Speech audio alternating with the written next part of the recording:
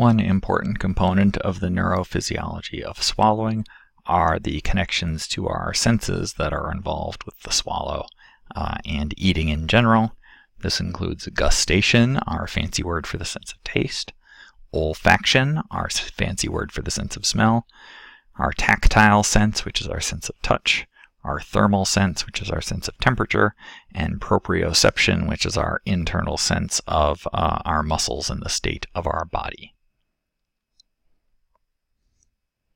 The sense of gustation or taste is triggered by chemoreceptors in the oral cavity. Chemoreceptors generate a neural response related to specific chemicals.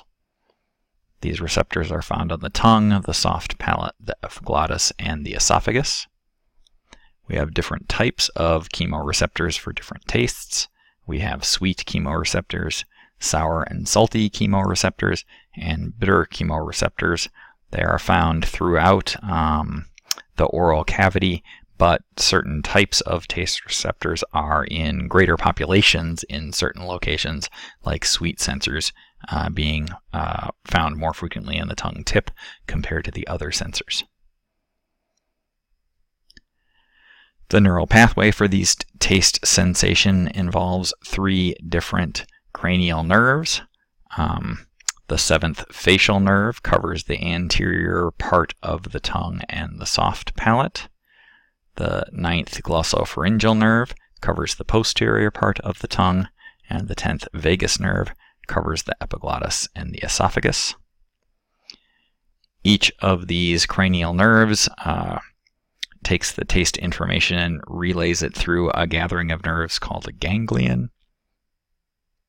These 3 ganglia then converge on a section of the medulla known as the solitary tract or the gustatory area, and information from there is then transmitted to the thalamus and to the insula of the cortex.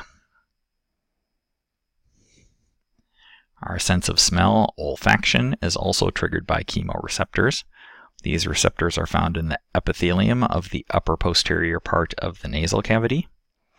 There are a large variety of slightly different chemoreceptors for olfaction that allow us to detect a lot of different odors compared to our senses of taste, which are fairly limited. You may have read someplace that a lot of taste is smell, and that's true. A lot of the nuance of how something tastes does come from the olfaction sensation rather than the taste receptors themselves. The signals from these smell chemoreceptors converge on the olfactory bulb, which is the origin of the first olfactory cranial nerve. That nerve divides into medial and lateral portions. The lateral portion transmits to the amygdala and from there to the hypothalamus. The medial transmits to the hippocampus and thalamus, and from there to the frontal cortex.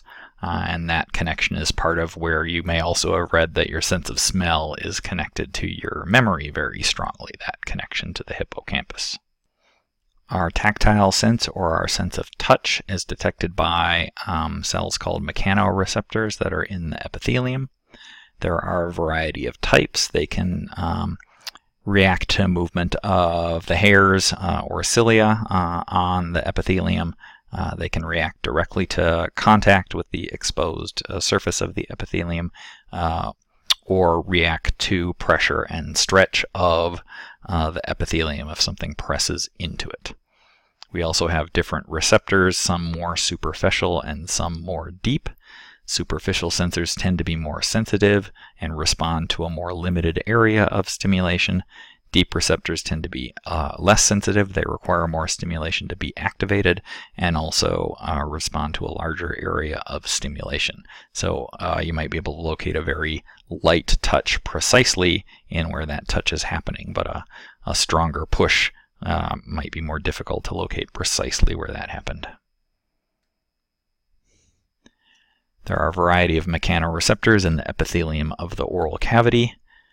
Meissner's corpuscles provide superficial sense for touch that have a rapidly decaying response. Merkel disc receptors provide superficial senses for pressure. They have a longer duration of response, which should make sense because pressure is an ongoing thing, unlike touch, which isn't necessarily ongoing. The point of contact kind of defines what a touch is. Piscine corpuscles are deeper sensors for touch, so a stronger touch will involve them. And Ruffini endings are deep sensors for stretch and pressure. They can help in perceiving the shape of a touched object.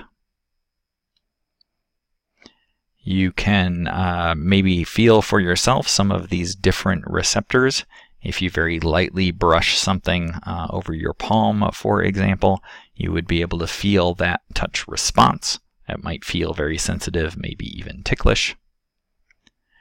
The next thing to try would be to press lightly into some location that you weren't just touching, and you may be able to notice that very brief sensitive touch response, which decays quickly, versus if you leave the touch there, that ongoing pressure response that lets you know the contact is continuing. And if you then press more deeply, you get a stronger and stronger response. That is the other tactile sensors kicking in.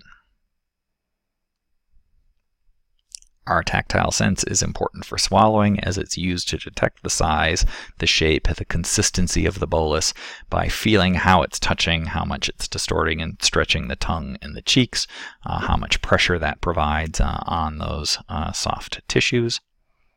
The sense of touch is also important in that cascade of muscular actions that moves the bolus during the swallow.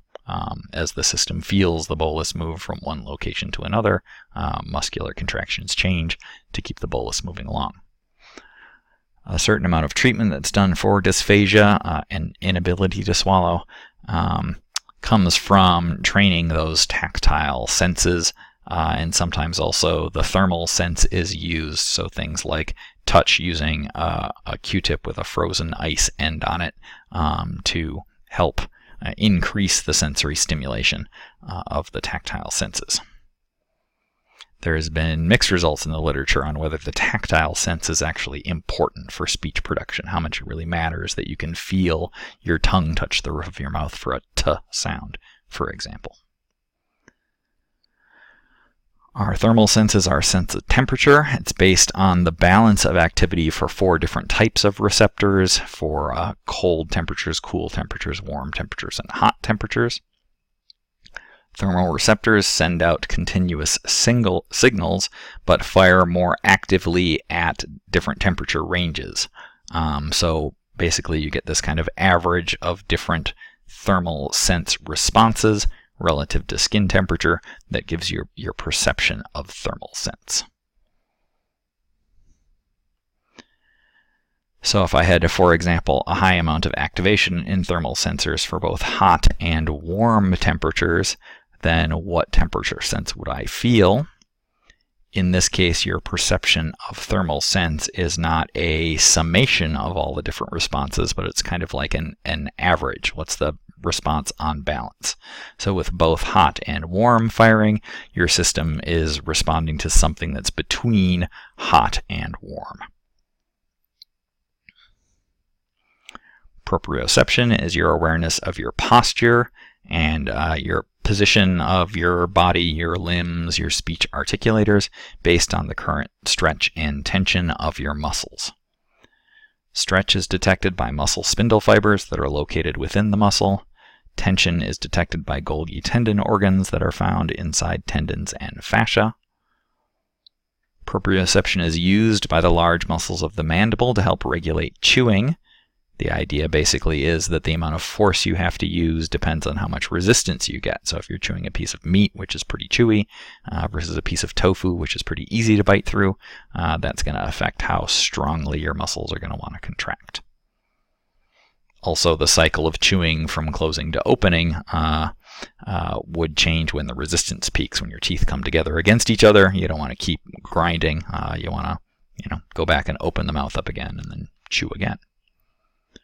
Proprioception is also used by the tongue to identify the posture and position of the tongue relative to the teeth and the bolus as part of the chewing and swallowing process.